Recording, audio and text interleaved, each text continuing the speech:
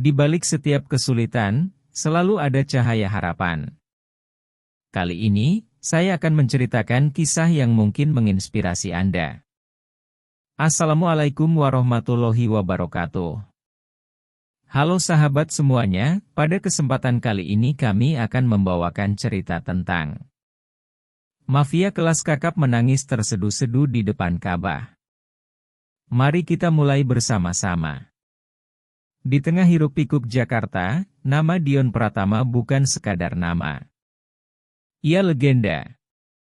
Sebuah bayangan gelap yang mengendalikan bisnis perjudian, narkotika, dan pinjaman berbunga tinggi di banyak sudut ibu kota.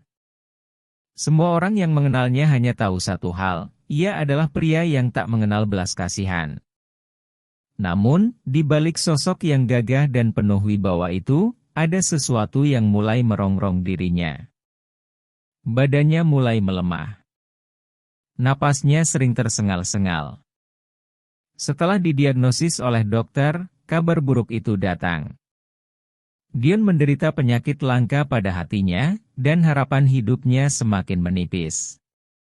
Ironisnya, bukan hanya kesehatannya yang memburuk. Hubungannya dengan putri sematawayangnya, Laras, juga semakin memburuk.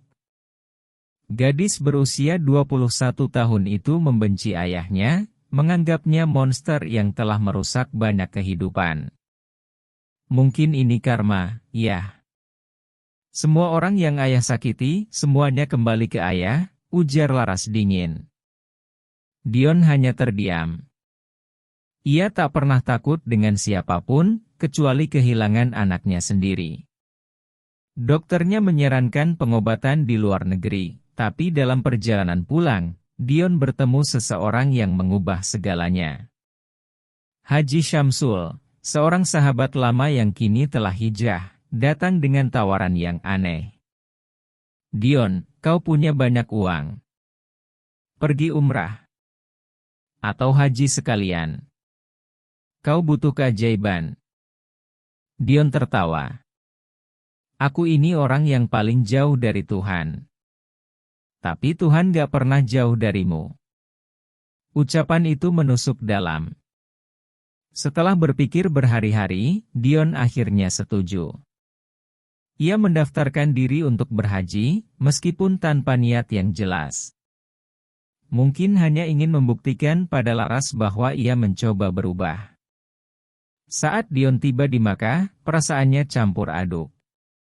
Selama tawaf mengelilingi Ka'bah, pikirannya melayang ke semua kejahatan yang pernah ia lakukan. Wajah-wajah yang telah ia sakiti muncul satu persatu. Ia merasa sesak. Setiap langkah di Masjidil Haram seakan membawa beban yang tak terlihat. Hingga suatu malam, di depan Ka'bah, hatinya hancur. Ia tersungkur. Ia menangis.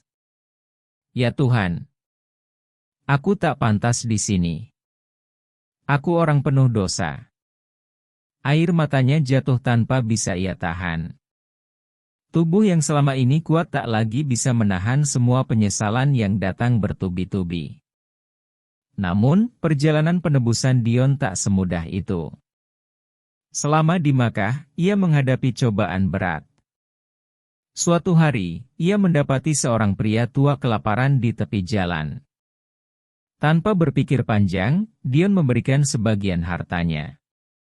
Semoga Allah menerima amalmu, nak, ujar pria itu.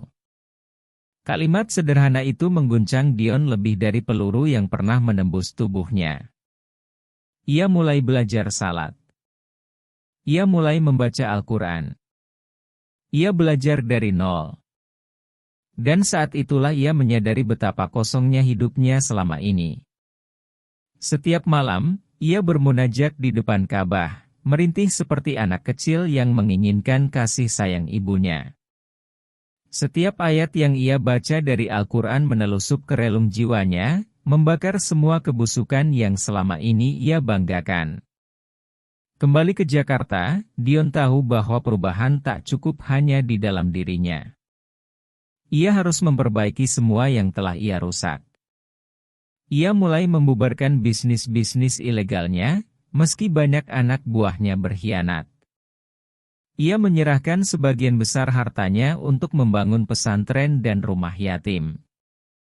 Namun, yang paling berat adalah kembali ke Laras. Gadis itu masih menatapnya dengan kebencian. Ayah berubah, Laras. Ayah ingin menebus segalanya. Laras menangis. Bagaimana dengan semua orang yang sudah ayah hancurkan? Bisakah mereka memaafkan ayah? Dion terdiam. Ia sadar, pengampunan bukanlah sesuatu yang bisa diminta begitu saja. Ia harus membuktikannya. Maka ia mulai mencari keluarga orang-orang yang pernah ia sakiti. Ia meminta maaf, satu persatu, dengan tulus. Beberapa memaafkannya, beberapa mengusirnya. Tapi ia tak menyerah. Setahun berlalu, Dion hidup dengan cara yang berbeda. Ia tak lagi dikenal sebagai tangan besi, melainkan sebagai pria yang kini sering terlihat di masjid, berbagi ilmu dan harta. Laras, meski tak sepenuhnya menerima, mulai melihat perubahan ayahnya dengan mata yang berbeda. Suatu hari, Dion menerima kabar dari dokter. Penyakitnya tak kunjung membaik. Mungkin umurnya tak lama lagi. Ia tersenyum. Untuk pertama kalinya dalam hidup, ia tidak takut mati. Saat napas terakhirnya tiba, Dion hanya berbisik pelan. Tuhan, terima aku kembali. Dan di sanalah akhir perjalanan seorang mafia kelas kakap yang akhirnya menemukan ketenangan di hadapannya. Semoga cerita ini menambah wawasan kita. Mohon maaf apabila ada cerita yang salah atau kurang berkenan. Terima kasih. Wassalamualaikum warahmatullahi wabarakatuh.